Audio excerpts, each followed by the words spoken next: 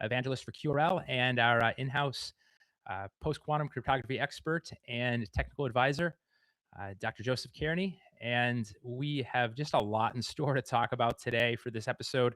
I'll briefly give intros for who we all are in a moment. But for those of joining us, it's been just a whirlwind of the last 24 hours in the couple lanes that we sit in with the intersection of quantum and blockchain. Michael and Joseph, wow, it's just the last couple of days. It feels like a years of progress has happened. So let's start there. I'll do a little show outline in a minute. But first off, how are you guys doing? Burning the midnight oil. Super duper. All good here. It's been a busy week already. There's a lot to talk about. Yeah. So for those joining us, Dr. Joseph Kearney. Joseph's been a guest of ours a few times on the show. Joseph, maybe give for our audience. I'll let Michael give a quick intro for those that are maybe new to QRL as well. But first, give off a brief intro of yourself. Let people know who you are and where you sit in this lane, because you've been in it for many years, and it's finally a lot of the work's coming to fruition. So start there. Yeah, absolutely. So I'm Dr. Joseph Kearney. I did my PhD looking at quantum computers against blockchain technologies, the impact of how quantum computers are going to affect blockchains in general. I've been working on this space for almost a decade now, about as long as QRL has been around. So it's nice to see that the space is getting a bit more interest. I've published multiple papers in the area, and probably one of the most notable ones is the 76 days of downtime. So it's a paper looking at actually how, when you upgrade Bitcoin, how long it's actually going to take to migrate everybody, because I think that's a key overlooked aspect. So we calculated that the absolute bare minimum would be 76 days, more likely a year to 18 months. In reality, and obviously that's becoming more and more relevant as time goes on, especially with some of the papers that we're going to be talking about today. Yeah, and getting to those two major ones, it's just for context for those viewing this, we've been obviously talking about this for many years. Even earlier this week, we put out a paper on the QRL.org that was touching on what Google announced just last week on the 2029 timeline. And just several days later, just huge drops with Google with securing elliptic curve cryptocurrencies against quantum vulnerabilities. And then another piece, which we're going to get to, which is quite important as well, and there's nuance there, is the Shor's algorithm is possible with as few as 10K reconfigurable atomic qubits. So we'll get into each of those. So I think I'll pop up on screen here a little bit of what we'll dive into here for a moment. So what we have here is we got our normal show outline, but really the major story we want to be starting with today is this Google quantum AI piece. Michael or Joseph, really for those viewing, obviously people sit along the spectrum in terms of how technical or how much they understand on it, but what we really want to convey to them is how this impacts them, what this means overall for the direction of where the puck is going. And there's just so much to get into just on this one piece alone. In there, we'll get to it briefly, but I think QRL mentions within the paper are plentiful. So whichever you guys wants to start with it, and we will get into it pretty deeply from there. Ryan, I'll just do a quick for any newcomers, just a quick description of the project if anyone's coming net new from the Google paper. We're the quantum resistant ledger. Obviously, we were the first blockchain to use NIST grade security post quantum signatures in 2018 when we went Genesis.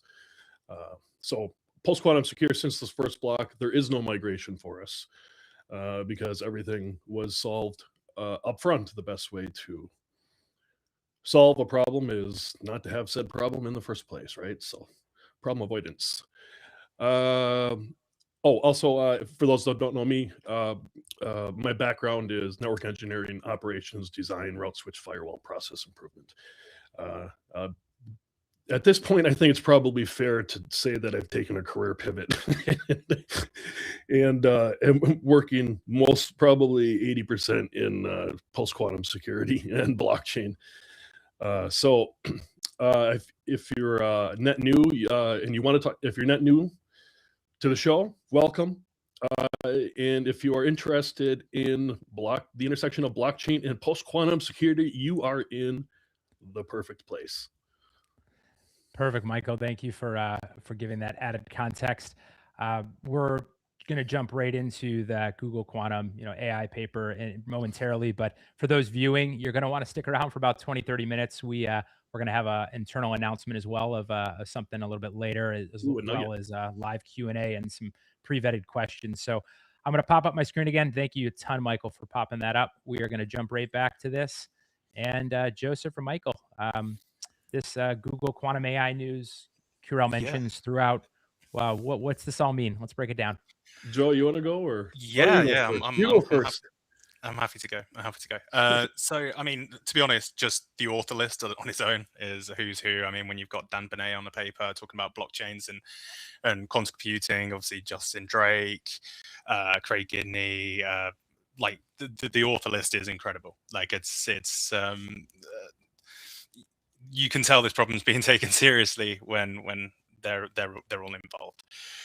So essentially, some of the summary of it is that they are looking at some of the estimates of the impact of these of CRQCs, timelines, so on and so forth. And I think one of the main takeaways from my perspective is that they looked at with superconducting. So there's obviously various different infrastructures of quantum devices, ion traps, like cold ion. You've got superconducting qubits, which is what this specific paper is about. And then you have the second paper that we'll discuss a bit later, which is about neutral atoms. So superconducting qubits are fast for a quantum device, and they predict that a full computation breaking Shor's algorithm could take anywhere between 18 to 23 minutes. But if you do it from a prime state, then the first half is pre-computed. Then actually you could do that in less than 9 minutes. And for everybody that watches Bitcoin, understands the technology to some extent, one of the key things is the block time on Bitcoin is 10 minutes. If you can solve a public key from solve for the private key from a public key in under 10 minutes, then that means you can actually attack transactions in the mempool. And that's something that originally, when I started doing this research, probably 9 years ago, 10 years ago, the key attack vector was just-in-time attacks, attacking the mempool. Over time, harvest now decrypt later has been shown to be a much bigger threat because there's public keys all over the place on the Bitcoin ledger. But introducing just-in-time attacks again is as a potential early into CRQC threat vector is going to be quite important, because that means you have significantly less opportunity to upgrade in that sort of gray period between these scaled quantum computers existing and not. So it's interesting. It's incredible paper. I think you were just saying before, Mike, how you were impressed by the thoroughness of this paper. Yeah, definitely. So the halving of the in-flight having the Bitcoin transactions that are in them, having that was interesting to read. So it's on spend and at rest, right? On spend and at rest. So I think you were saying that originally it was the at rest, the UTXO outputs that were paid a public key that were written immutably. We've talked a lot about on the show how Bitcoin's one of its core innovations was immutability, partially solved, partially or fully dependent on how you look at it, solving the Byzantine generals problem, right? But that immutability has now become probably its greatest liability. And we've been talking about this for years and years and years. And you know what? As I was reading the paper, I was not really shocked, but just really interested in how closely the paper correlates to the attack vectors and the timelines and everything that we've been talking about for a few years. That was really cool.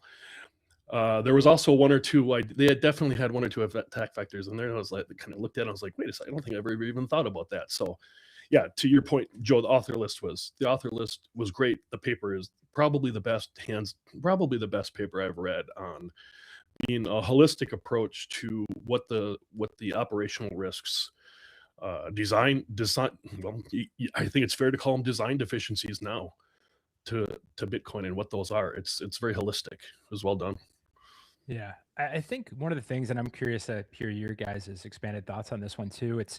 It's one of these things where we continue seeing more and more progress, obviously, in the world of quantum computing progress, with AI progress, you name it. But with each of these new, milestones or steps that are, step changes up, it's becoming more clear of the direction of where things are going. So I think it's also getting harder for people that are keep dismissing this, this quantum FUD, 10, 20 years out. I still, obviously in the last day or two, we've still seen well, if quantum computers are gonna, attack, the blockchain is the least of our worries. We're gonna have to worry about the whole rest of the world. But let's talk about that one for just a second, because this narrative drives me insane. This paper, it's nice to see that it aligns. It obviously has taken everything up a notch a little bit earlier than I might have expected conservatively, but it's really great to see. I think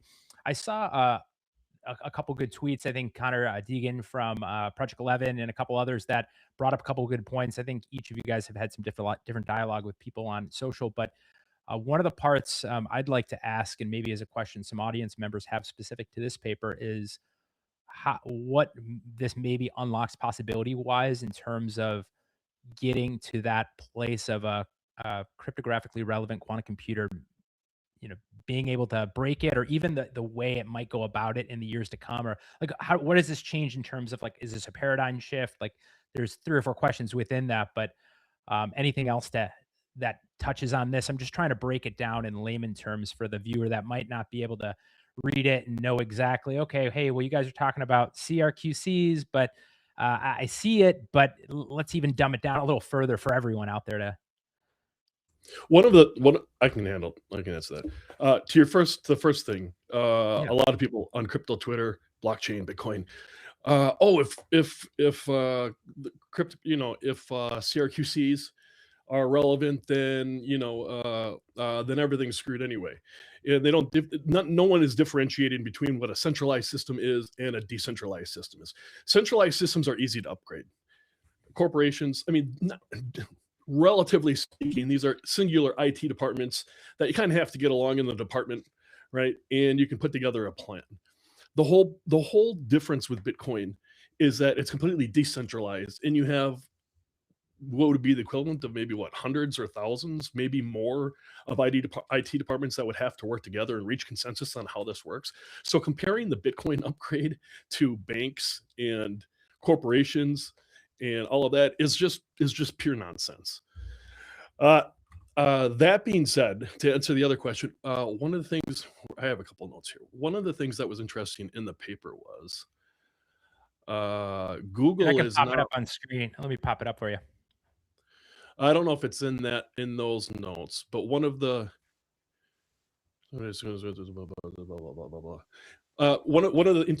okay, so those are all okay. So those were the references to QRL. We'll get to those. But one of the interesting things that Google was advocating is recommending no longer just doing full disclosure on quantum computing threats and attack vectors, taking a more ethical and pragmatic, reserved approach, rather than just having everyone having the attack vectors just being made public. So they're getting very, very conservative, and it's starting to beg the question. I mean, the paper's great, but I also wonder what they know that we don't know. They've been working on this problem for a while, and I think there's some interesting things that are left out of the paper that they allude to that they can't necessarily talk about. But Joe, what do you think? I don't think it's a coincidence that that Google moved their post-quantum timelines up to 2029. That's my brutal view. In a way, on they're it. hinting not talk And this about is coming from the people making the hardware. Yeah, absolutely. I think when one of the world-leading quantum hardware people does a pivot to a different infrastructure and then says that their timelines are 2029 and then start releasing papers like the one that we're talking about now, where you're talking about sub 10-minute attacks, you're talking about, I mean, literally, to quote the paper itself, it is conceivable that the existence of early CRQCs may first be detected on blockchain rather than announced. Like, I think this is. I like the interesting thing I find is pure quantum computing companies such as IonQ, Quantinium, so on and so forth. That's what their business model is made on. Like, they have to produce these timelines and they have to try and honor these timelines and so on and so forth. Google less so.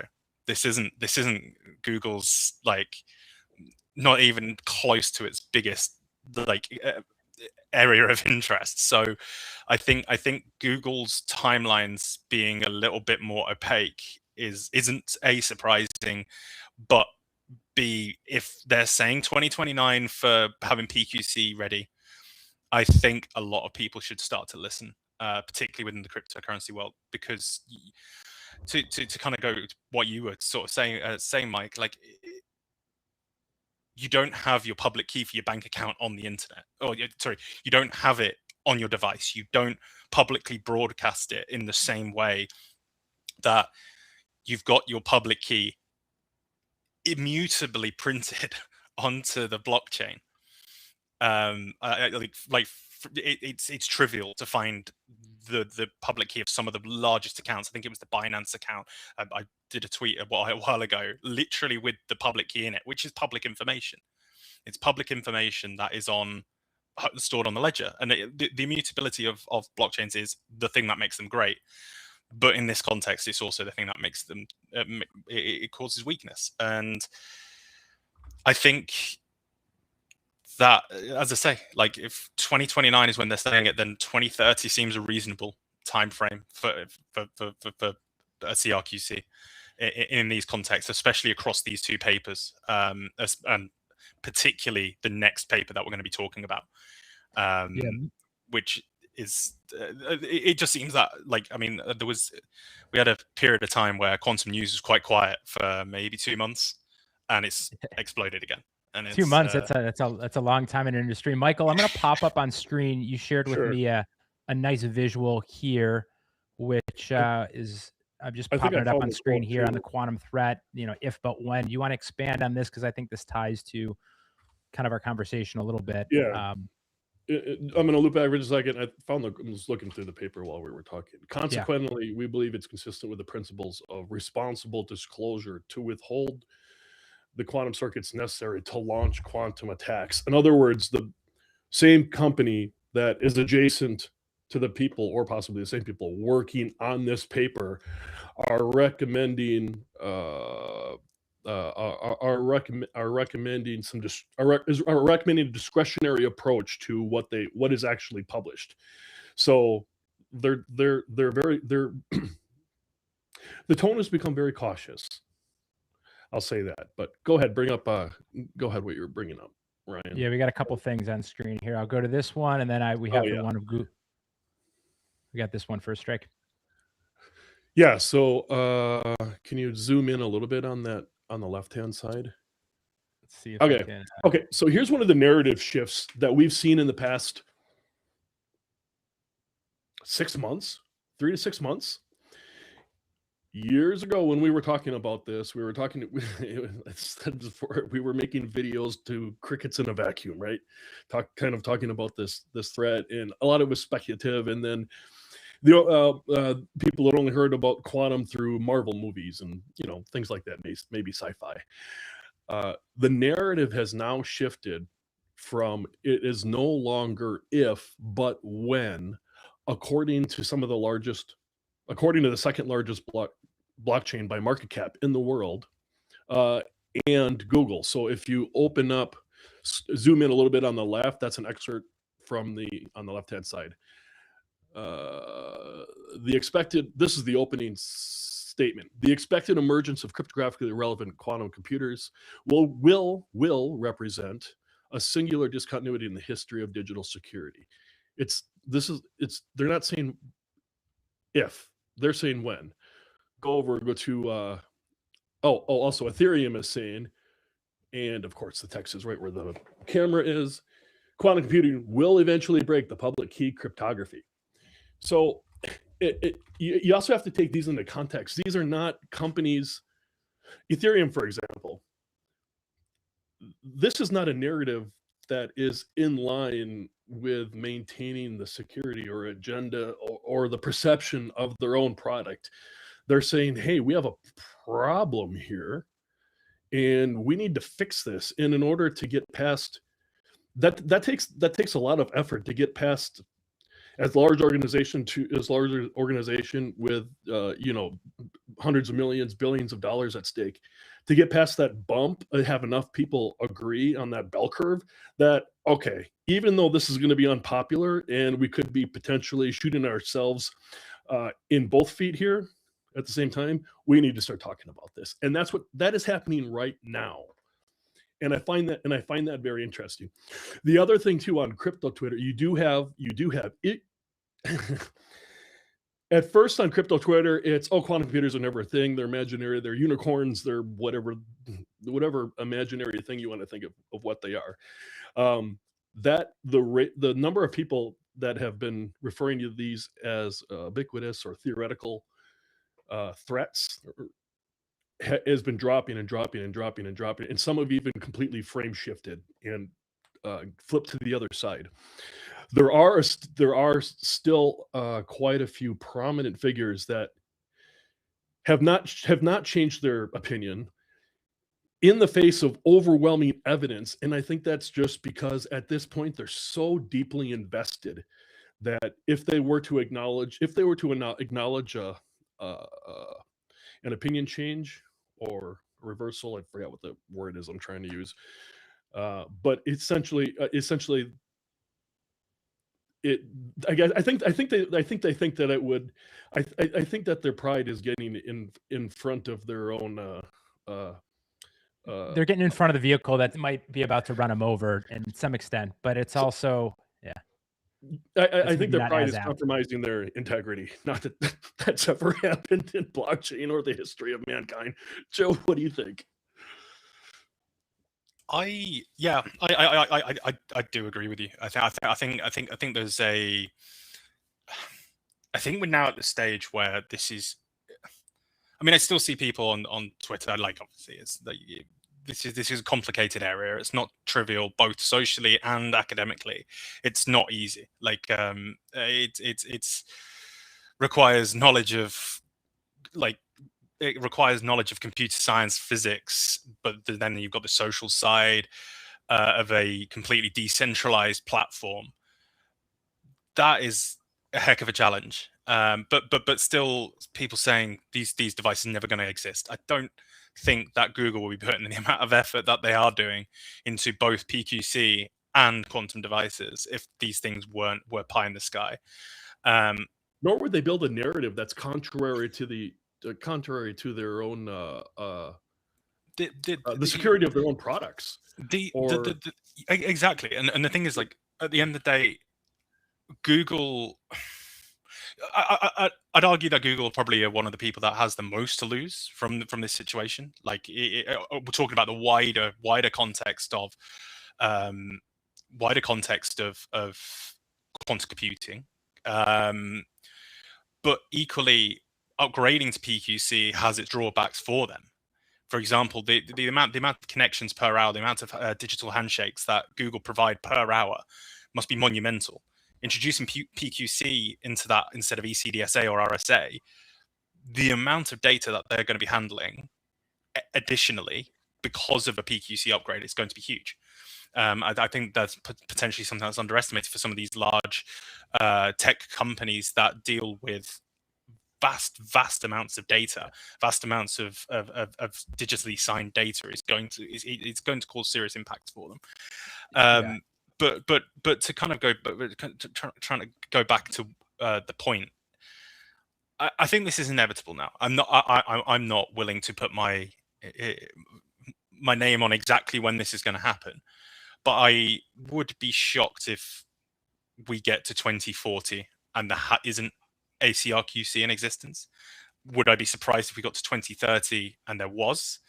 I'd probably be a little bit surprised, but see, this is one of the key points. Is there's a big difference between a CRQC that has enough qubits to try and run Shor's algorithm and a CRQC that is fast enough to actually complete the algorithm with error correction and so on and so forth. Like, I think they're two very different points, but it's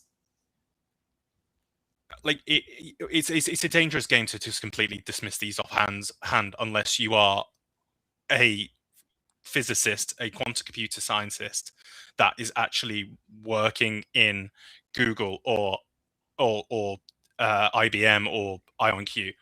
And the people that we are talking about are not. They are not quantum computer scientists. They are computer scientists. Yeah. Therefore, that the idea that they can be sort of omnipotent in that space is ludicrous to me. And I think it's time that some of these people that are completely dismissing this as a threat need to sit down and listen to the people that are experts, the people that are in this space, the people like Bonet that has been working on this for decades, working in quantum computing for decades, like the incredibly intelligent people within their own field. Those are the people that should be listened to, not, I don't want to put them down as Bitcoin influencers, because some of them are very, very good computer scientists, very good cryptographers, but essentially people that are well known within the Bitcoin or wider crypto community dismissing this. Yeah. That's the key. They are not experts in quantum computing. Therefore, that's where I start looking at what the personal interests are, what their background is, what their investments are, what they're not just in their narrative, but also what they have invested in as maintaining the thought process or the narrative that quantum computers are not a threat. A great example would be these large organizations that, people in the audience, they know who they are. Okay, we've got this handled. We've got this handled. Bitcoin everything's going to be fine. Quantum computer is not a threat, but we are putting together an advisory team just to make sure that everything goes smoothly. So on one hand, you have this absolute statement, and on the other hand, you're putting together an entire team to figure out what the hell can I say that? What the heck to do? Yeah, to just touch back to what Joseph was saying earlier on, timelines of, hey, we don't know on the exact, but can you, I know we've touched on this in prior episodes. Michael and I have said it for a number of years publicly. We said it in papers and blog posts and stuff. But could you touch just a little bit high levels for a couple of the new folks with us on the importance of some of these projects? It's not like, hey, if a CRQC is capable in 2030 or 2031 or 2, it doesn't mean that anyone can just sit around on their hands for the next 4 or 5 or 3 years and do nothing. Can you guys just touch from a high level on how that impacts stuff today? Because these are big ships moving. Can we touch just on that? Sorry, too late, and I'll let Joe explain why. Yeah, Joseph, you could touch on that high level, and then we'll segue it into the next paper. I just think that's really helpful. Good. I think the key point is that you have let's say a bank, whatever bank it may be, your personal bank. They don't upgrade to PQC in time. Quantum computers start happening. They can just shut everything down and upgrade and make sure. Like that's very flippant. I appreciate that. That's going to cost them money, but it's not going to destroy them entirely. Blockchains cannot do that. They are deterministic. They are like everything has to happen in an order, and you can't just transact everything across. It's a different situation altogether. It's completely different. The second point is the one that I kind of alluded to earlier. These public keys are on chain. They're easily accessible. They literally, there are databases out there of every known revealed public key on Bitcoin. That exists. I can tell you for a fact that exists. Utilizing that with a CRQC, you're not necessarily going to attack one by one. You run, I mean, for example, if you can do that in 9 minutes, and there's however many different public keys you own, you have access to, you could go and attack all of them and then you could decrypt all of them and then perform an attack when it's far too late for anybody to do anything about it. It's not going to be a case of 50 Bitcoin here, 50 Bitcoin there. It's a mass movement of multiple wallets all at once. So like the sell everything off, burn the ecosystem to the ground, and before the industry catches on, walk away. I mean, that's possible. Yeah. We're talking trillions of dollars of assets here. We're talking about the amount of money of nation states here that could disappear overnight. Personally, I think if someone want to do that, first of all, that would draw a tremendous amount of attention, to say the least. Personally, I think that it would be under the radar since if a quantum computer if a CRQC was on the network. Personally, I mean, you wouldn't know that it's there because cryptographically the transactions look the same. Personally, I think they would find a way to make it very, very profitable, but just under the radar to where where connecting dots A, B, C, and D of the metadata for the nodes would become near impossible, and then just stay under the radar, and then I don't know what people do, retire on a beach somewhere or whatever. I think that's probably my guess. But there is also the other option, which is it's more of a Joker from Dark Knight situation where some people just don't like cryptocurrencies. So and seeing the, I mean, Bitcoin fails, the industry fails, in my opinion. Morgan Freeman, some men don't care about money. Some just want to see the world burn. If I'm not mistaken. I'm not saying that be an individual, but there are nation states out there that don't like cryptocurrency. They don't like the power it gives. Well, it's completely against their idea of fiat. I mean, it's in contract of fiat. I mean, so absolutely, Bitcoin's always been a threat to that. I'm agreeing with you, just passionately, I suppose. And for those, I know in a moment we're gonna touch on this next big huge paper that has came out just in the last 48 hours. But before that, for a few new people that have jumped on the live stream, to give added context, myself and Michael are on the core team at the QRL. We've been an active blockchain pioneer in the space, is the pioneering post-quantum secure blockchain since day one, active since 2018. Dr. Joseph Kearney is a post-quantum cryptography expert with over a decade experience. And in short, all three of us has been talking about this for many years, both in private and us publicly for quite some time. So I want to add a little context with a few new people joining the stream for why you should take a few moments and listen to where we're talking on where the puck is going next. So with that segue, I'm going to jump us on screen here for a moment, and I'm going to jump us down to another paper here, which is this other one that was released. When was this one released, Joseph and Michael? I think this one was released yesterday. It was the same day. Yeah, both papers dropped on the same day.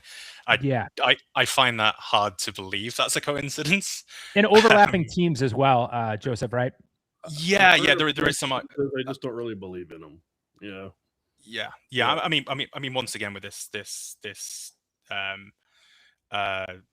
paper is a who's who of quantum computing people. I mean, John Preskill, Dolev, Bluvstein, like incredible people. Like it's and once again, it's as someone that's a quantum computer scientist, this one got me more excited than the Google one. In truth, this was. Let's go deep into that on what had you staying up until burning the midnight oil last night? Specific to this one comment because I haven't help fill the viewer in. You've lived in this lane for many, many years. Hoop us in. I'm going to throw in one comment, and then I'm going to let Joe run with it because I haven't read that paper in detail as he has. But one of the interesting takeaways is that I believe that's the one that's pointing out that RSA 2048, which is part of the backbone of HTTPS, TLS, internet encryption, essentially a large part of internet encryption based on asymmetric cryptography, is more difficult than the SECP 256K1 elliptical curve that Bitcoin uses. In other words, when people are talking about, oh, well, if CRQCs become relevant, everything, Bitcoin doesn't matter. The other flip side of that coin is Bitcoin's DSA is easier to crack than it is RSA 2048. And Joe probably got a much deeper. This is it's one of the things to give a very, very general overview on that point, that it's been well known for a long time that ECDSA is easier to break. Not necessarily easier to break, but would require less qubits, because it rule of thumb, the theoretical minimum you can have for when running Shor's algorithm is basically you need 3 times the key size in logical qubits. And obviously RSA 2048, that 2048 stands for the key size. And equally, and ECDSA 256 bits. So it's been known for a while. There are permutations in there because they are adapted algorithms. Well, so obviously the original Shor's algorithm paper was about prime factoring, which is the problem that secures RSA. And then discrete log can be applied to that because they're in the same family of problems. But the reason this paper's really cool is reducing. So we had a paper a few weeks ago, trying to remember, where it was 100,000 qubits. So we've gone down 2 orders of magnitude. We've gone from a million. Yeah, the paper went from 1 million to 100K, and this takes it down an additional order of magnitude. So think, for the viewer, million to 100K, down 10K. And is this that's in the matter of, what is that, started at 20 million. Continue on, Joseph. 20 million noisy. Yeah. So I mean 10,000 neutral atom qubits, that's so basically what it essentially is doing, it's not utilizing surface codes. So it's utilizing a different high rate quantum error correcting codes. That means you can basically, that allows you to reduce the size. So I think I said this is, once again, quite high level, but generally the way to look at it is logical qubits are the things doing the computation. Physical qubits are generally for error correcting. Now, that's a very, very general statement. So when you see those numbers, you'll always see logical qubits is lower than physical qubits because there's so much error correction required. To get to 10,000 physical qubits to break ECDSA, that's low. That's, I think the... What is it, 6,000, or am I? So neutral atom experiments have demonstrated fault tolerant operations below error correction threshold. This is on a few hundred qubits, trapping arrays with 6,000 plus highly coherent qubits. So sorry, I was just reading off my notes. No, that's fine. Last night on these papers, because they're both very complex. Well, this one particular is a very complex paper. It's a very quantum computing paper. The other one is obviously crosses that threshold between the two fields, so it's a little bit more computer sciencey. The difference between this paper and the other one. So we were talking about 9 minutes. Neutral atoms are by and large slower. So this would be an algorithm that takes days. Now the question then becomes, can it maintain coherence over days and still give you a correct answer at the end? That then becomes the question. I'd imagine they've looked at it, and well, within the paper, the probability is quite high that it can. So that's the key difference between the two papers. Is this one does not so much bring in just-in-time attacks. In fact, nowhere near. You're talking about a day, 2 days worth of computation to break a single key, while the other paper was, I think, 500,000 physical qubits, but you could do it in 9 minutes. So what is the average block time for Bitcoin? A Bitcoin block? Yeah. But the thing that I think's being missed a little bit, maybe not missed, maybe that's the incorrect phrase, but we're now going from these general, quantum computer can do X, Y, and Z. If you have this many qubits, you could probably do this.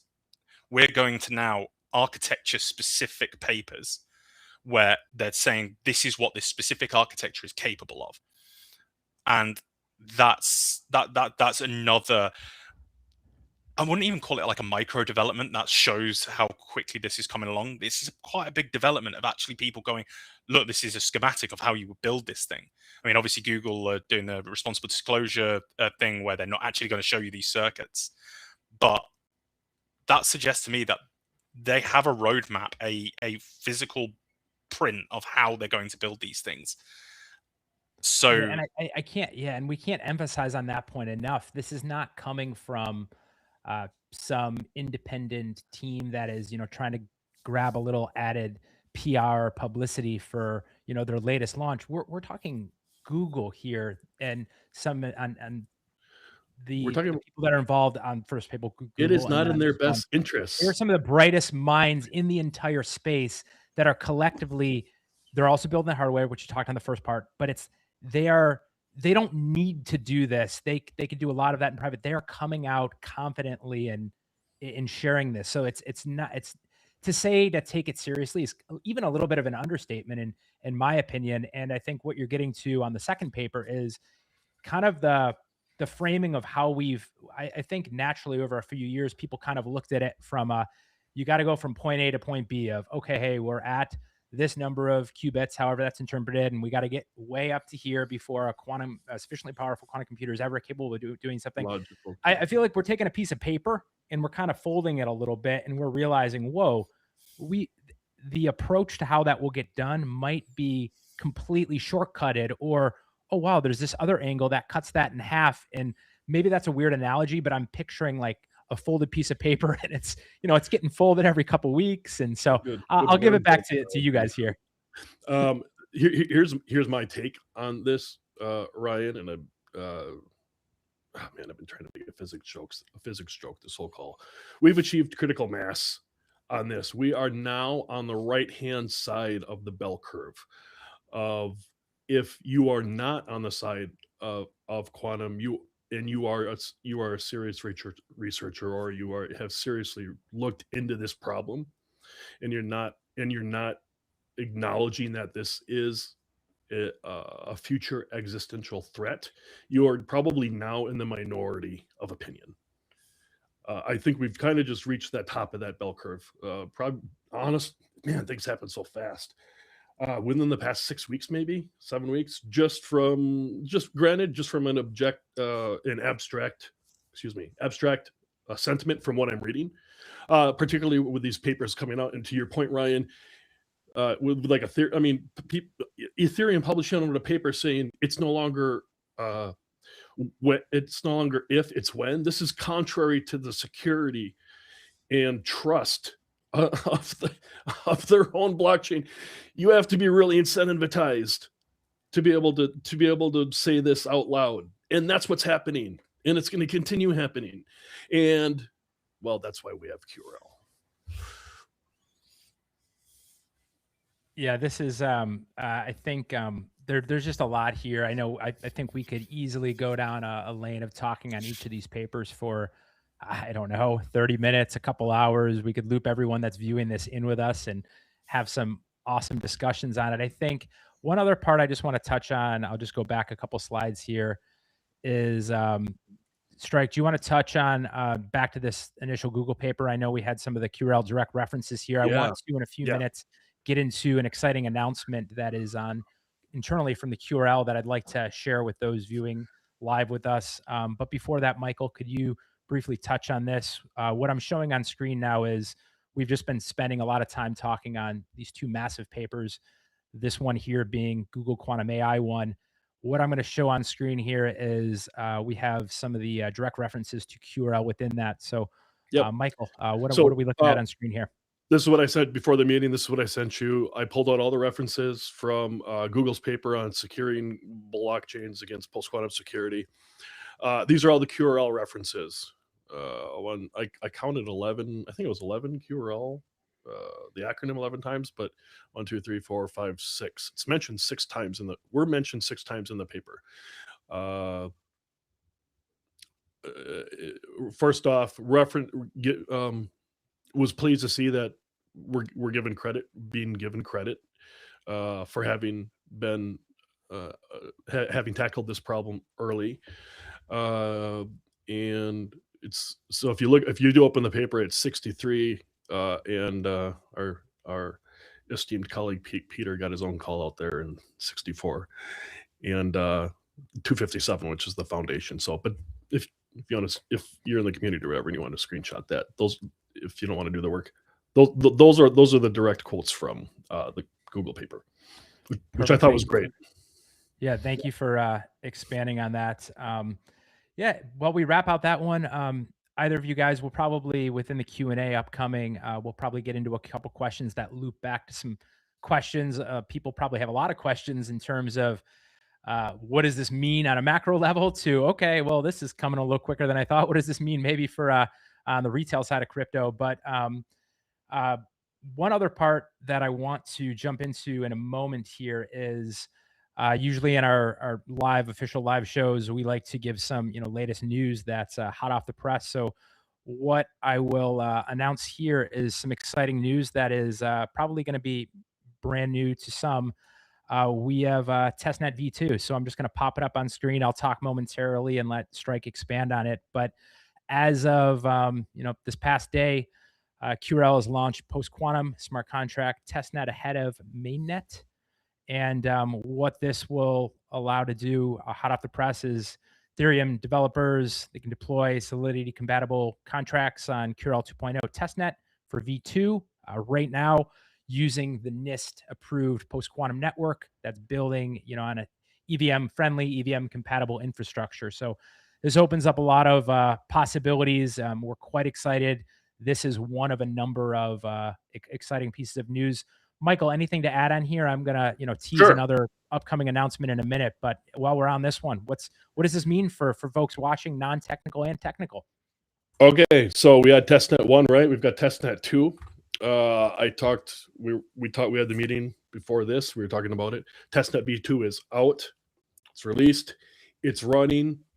I believe I heard it's synced for about 7 days. I could be off on that one a little bit. Give or take. What does this mean, though?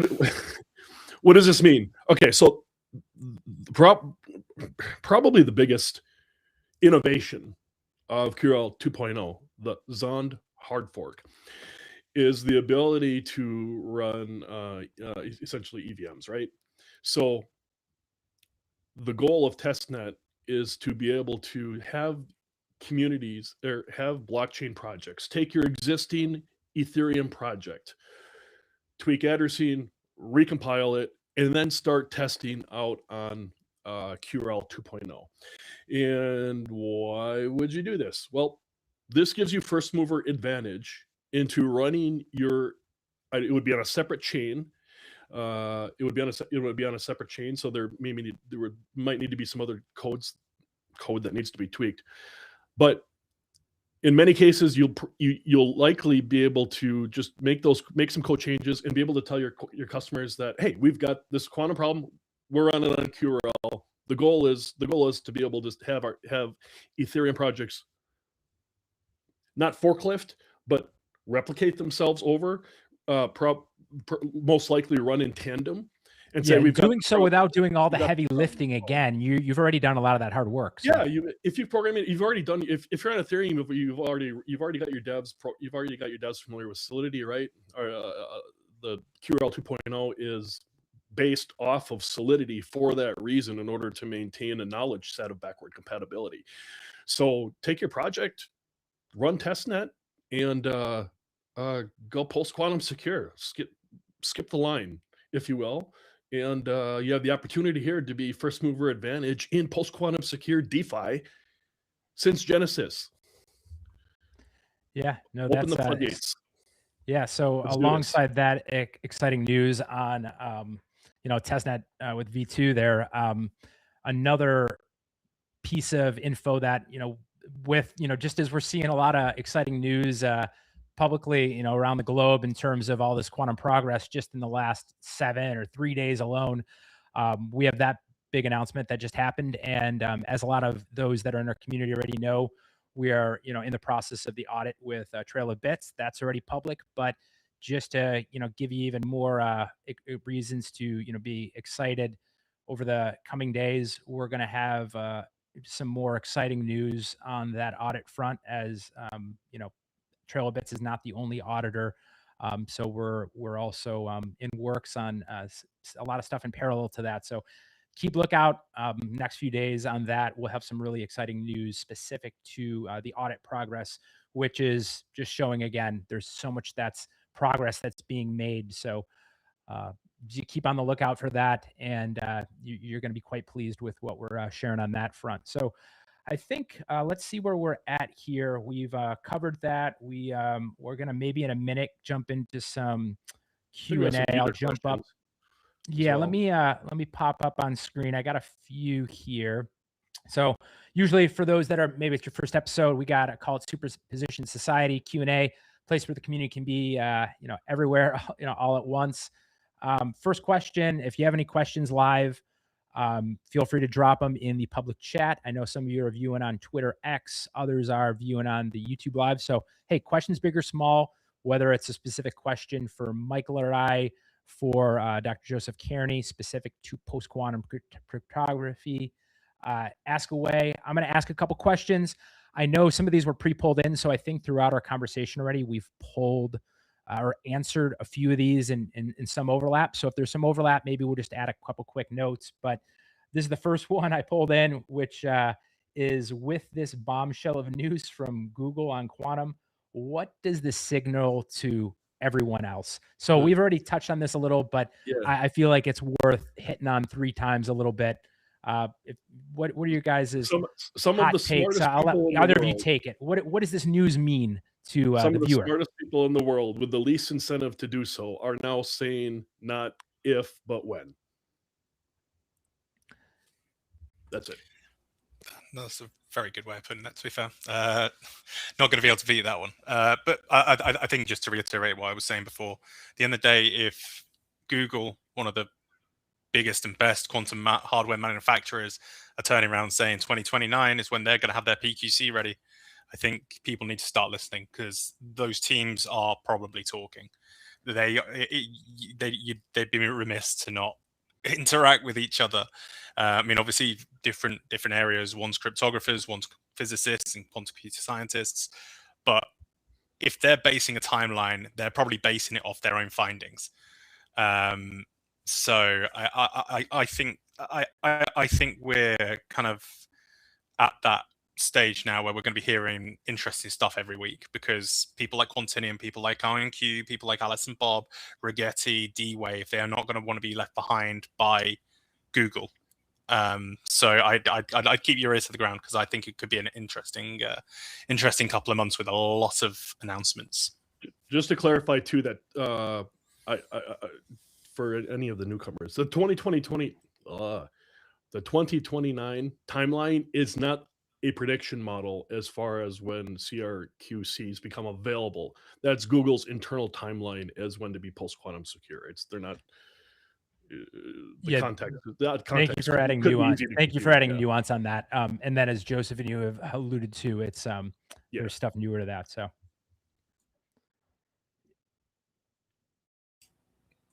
let me pull up. Let me see here. I'm gonna pull up. Sorry, I was just pulling up my There's screen some stuff here. In Discord too. If we get to it, we got a few minutes. Let me. I'm gonna pull up another question here. I will read this one out for those listening in and your earbuds.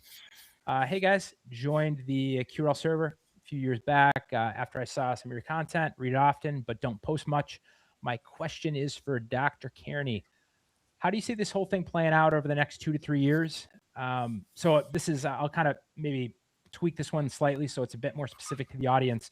You guys have just answered this one within, hey, you just said, hey, every couple of weeks or so, we're probably going to see stuff because the other major players that are actually focused just on this alone and not a number of areas are not going to be left in the dust, per your words. But maybe specific to the crypto and blockchain overlap there. What is it? I think the person asking the question might be asking a little bit more specific to that. So any expanded thoughts on that, guys? I personally think that you will. First thing is that there will be a lot of quote unquote post-quantum blockchains start appearing. I think we're already starting to see that. The second one is there's going to be a lot of claims about post-quantum resistance. Now, I mean, I don't mean to put this down, but we're already seeing it with some blockchains where they claim post-quantum resistance. Maybe it's my bad framing in my own mind, but the way I see post-quantum resistance is where a blockchain is completely secure against quantum attack. So whether that be, for example, on Bitcoin, freezing all UTXOs that are not at a point in time in the future that are not on quantum resistant outputs, or like QRL, where it's been post-quantum resistant from the start. I'd argue that there needs to be a new term called quantum enabled. So that would go for blockchains. I'm just trying to think off the top of my head. Is I think Algoranda's one where they have the ability. You have the ability to create transactions utilizing post-quantum cryptography, and that's not to put that down. That's the first step. That's where you've got to start, but it's only the start of the battle. So I think there's going to be a lot of big development in that area. There's going to be a lot more blockchains that enable quantum-resistant transactions. That's exciting in some ways and going to cause issues in others. I mean, these things are transactions, the signatures are so much bigger across the board. How's that going to impact throughput? How's it going to impact blockchains like Solana, where it is about high TPS, high throughput? How's it going to impact blockchains like Bitcoin, where the TPS is actually incredibly low? I mean, I think the maximum TPS is something like 13 TPS, but the average is about 7. If you introduce post-quantum cryptography, that drops down to a TPS of about 1 transaction per second, which is that's not been solved yet, has it? No. I mean, really... this is going to be part of the battle. It's going to be the battle. That's why introducing post-quantum cryptography to Bitcoin is going to be so. That's one of those things. That's one of those things I see that is nobody really wants to talk about. It's a bit elephant in the room. Block wars round 2. You could argue Bitcoin's already very, very slow, and post-quantum security is not going to make it faster. So, and to add on to that, having to manually create your own new UTXOs in order to go post-quantum secure under I'm using my hands a lot today for some, under a slower TPS rate.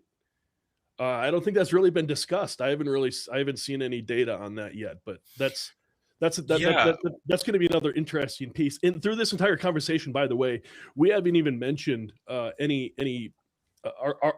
AI or any progress that's being made in the field of quantum computing whatsoever, as algorithmic improvements and manufacturing improvements. We haven't even touched on that topic. Oh, and there's a correlation there too. So yeah, and this is something that is going to have AI is going to have a huge effect on blockchain. I have no doubt, just by connecting dots. It's an amazing dot connector. Well, thank you guys for jumping into that one. I think we got maybe 1 or 2. I know you're hitting up in the hour. I'm cool with going over by a few minutes. Let's hit this next one. Yeah. I think I've seen every YouTube video, so I'm quite quantum pilled. Predictions aside, thank you. What are you most excited about personally with what we're at, where we're at here in 2026? So this one seems pretty open-ended in terms of, I mean, there's just a lot to be excited about. I think the viewers can see within our enthusiasm for this episode in terms of stuff. But Yeah. What are you guys takes on this one? I think all three of us Mixed can kind of emotions on expand on this. This is kind of like the what would be a good analogy? I feel a little bit like the guy that built the nuclear bomb shelter that wants the nukes to go off. uh, that's not true. Obviously, we're not here. We're not here as fudsters. We don't want chaos and destruction. We've intentionally, and you've I don't know who wrote the question, but if you watch the YouTube channel, I've intentionally tried to frame us as an insurance policy, essentially against this, starting many years ago. So we're here to help the ecosystem. I've been in Bitcoin for a very long time, and I don't want to see I don't want to see its underlying. It's essentially this great social experiment that Nakamoto put together. I don't want to see it. I don't want to see it fail. I'd like I like the trustless factor of it in the peer-to-peer side. We don't want to see it fail, but at the same time, I can't ignore the facts. So, what do you think, Joe? To answer the question for myself, I'd say QRLv2. So excited for it. It's there is going to be so much that needs to be built, and we're starting a entire EVM chain from scratch. That the possibilities are endless. Plus, there's the advantage of the fact that we're in an AI age where anyone can build on this chain now. You don't have to be a software dev anymore to write a smart contract. Obviously, you've got to be careful that you're not gonna do something silly and create bad smart contracts. But we're at a stage where this is like at the precipice of this like incredible post-quantum EVM enabled chain with so much stuff that needs building. Like just the infrastructure alone is going to be that's what personally excites me at the moment. I think I'll just expand on I'll just add I to like that the kind build of idea. The fun part is I like you're saying it is going to be built. The great part is a lot of it is already built and running on Ethereum. You just kind of need to forklift it over. So if you're out there watching this episode right now, you're watching this happen in real time. This will probably be one of those episodes we circle back to in like 3 or 4 years, right? And say, hey, there's going to be a lot of ability for people to make really good fun stuff. Greased the skids. We've greased the skids. The two parts that I'm excited about they're kind of in two different lanes, but the first is just as Joseph alluded to, and you just touched on again, Michael, is V2. It unlocks just a lot of possibilities in terms of what people can do and giving them an avenue where they can go forth with having something that they wanted to build and give them the confidence that they can do it in a post-quantum secure way that's, built for the long term. But then it also just unpacks the ability for people that maybe they're, a younger developer or someone that maybe didn't have the entire tool set. They're familiar with like the stack of what to use, but they're just able to do so much more. And I think the second area where I'm excited about, which is a bit different, this is just more broad, is I'm excited about with each of these new releases, papers, and quantum news in progress. I'm excited that with each of these pieces of major news, it's becoming harder and harder for people to outright just dismiss that, we have a tinfoil cap on our head and we're, just talking about something that's 25 years out. So the part that I like about that is that if you look back, we've been saying this for a long time, but now when we touch on this in 2026, people are more in agreement. And this happens with all technology. If you went to early Bitcoin talks in 2010 or 2012, you probably had an audience of, a very small amount of people. And people are like, what do you mean Bitcoin's going to change, the world? Or fill in any example with technology. So these things take time to happen. But I am excited about with each of these new pieces of progress in different areas, it signals where things are going. And it's much more signal than noise. And this last 48 hours alone has clearly shown that. So that's where I'm personally excited. I think we have maybe one or two questions. I'm going to pop up on screen. This is organic growth. That's one of the things I counted on when starting with this project is that growth would be organic. Yeah. And This question ties to something, and I'll put a preface that obviously, all the content that we're putting out with lives is for informational and entertainment purposes only. But question: my crypto portfolio feels quite exposed. I'm becoming more convinced that Q Day might be approaching. Not asking for financial advice, but how should I and others in a similar position be thinking about this from a broader perspective? not From asking for Soren. financial advice, but Looks like a Scandinavian name. So Soren has this question, obviously not giving financial advice, but this touches to what Michael talked on, briefly in terms of a hedge of what's comfortable for people. But can we talk on this one just more broadly? Because yeah, a lot of handful of viewers. I'm trying to figure out how to phrase this. I can give it. Go ahead. From my perspective, I think it's about educating yourself on the risks. That's the key part. Not from a financial perspective, but understanding the risks of what quantum computing is and does. And you don't have to do that. Like, you don't have to understand quantum mechanics. You don't have to. You have to have some knowledge of how blockchains work.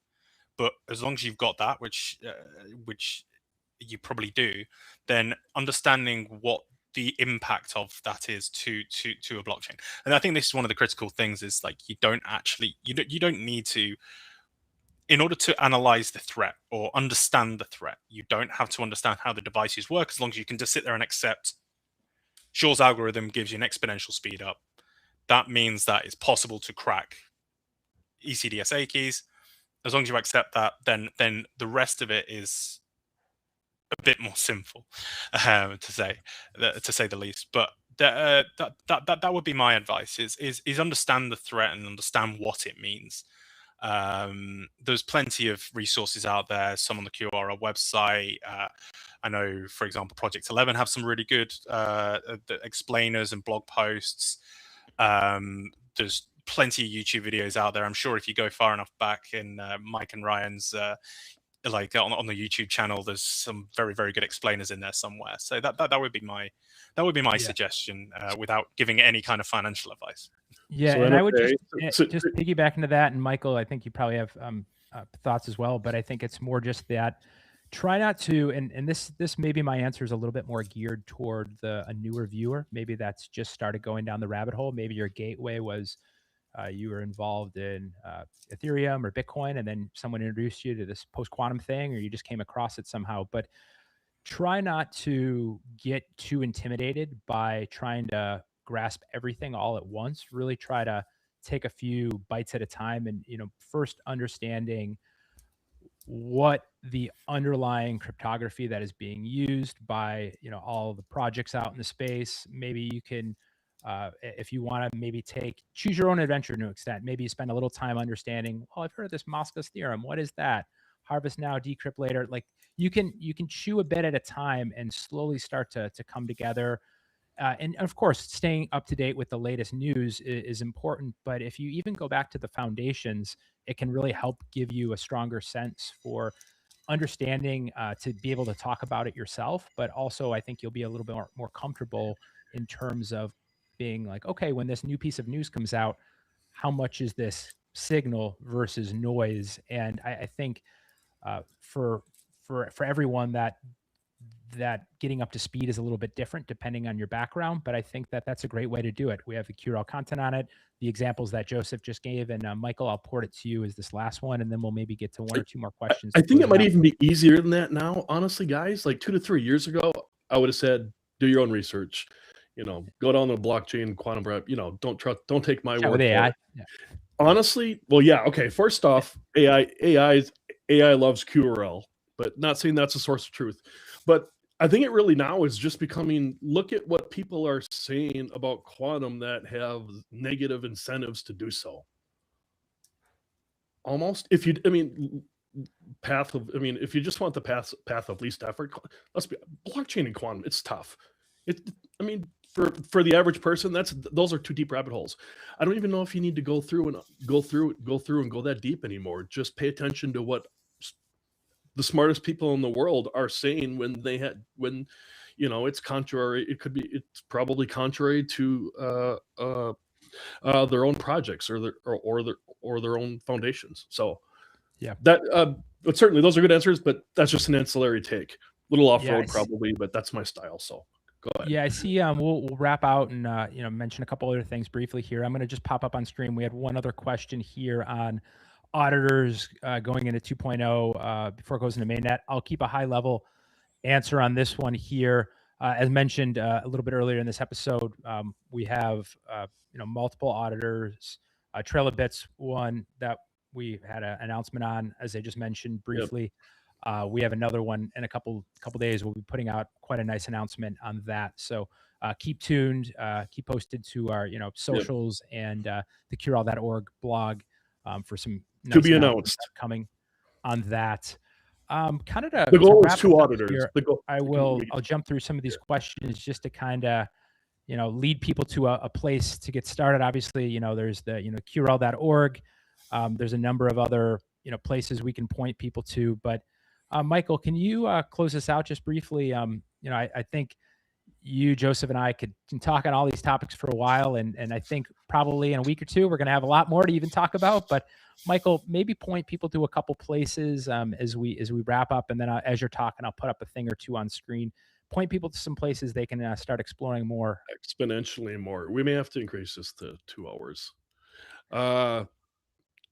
If you've been following this, if you're new to this, jump onto www.qrl.org. If you want to take it a step further and you really want to talk to the people that are in the know, jump into our Discord community.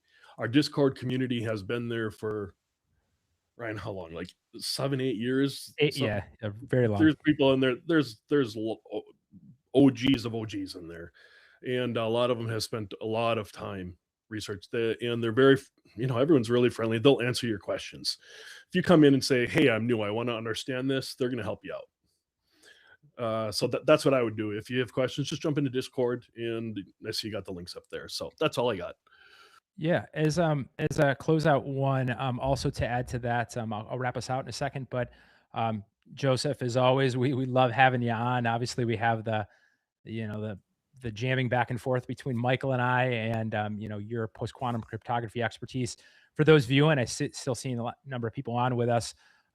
What are your where's the best place for people to, alongside we're putting out content. You just put out a piece this past week on the QRL.org, a really nice blog specific to that Google timeline. Where's a place or two that those in the audience can follow you? What's your handle at X? Give us that, and I'll wrap us up. My Twitter, my X, sorry, is Joseph_Kearney, and LinkedIn is KearneyJJ1, I believe. I'm trying to remember that off the top of my head, but yeah, that's probably two best places to find me. Or I'm in the Discord as well. Perfect. Yeah, so I'll just pop as we're wrapping up here. If anyone wants to take a screenshot of this, we have the couple links for Discord, Reddit, our handles as well. If you go to the QRL.org, scroll down, you'll see a number of those as well. But really, just wrapping up this episode, we've just been an exciting and tiring last 24 to 48 hours in the space. So we are excited. Michael and Joseph, always great to get on with you guys live and just jam. And I'm sure on the next episode, we'll have even more stuff to touch on. But for those viewing, really appreciate you sticking with us. We've had quite a bit to talk on, and stay tuned. We're going to have some exciting announcements upcoming. And until the next episode, from myself, Joseph, and Michael, we will all see you in the next episode, and keep those digital assets post-quantum secure. See you guys.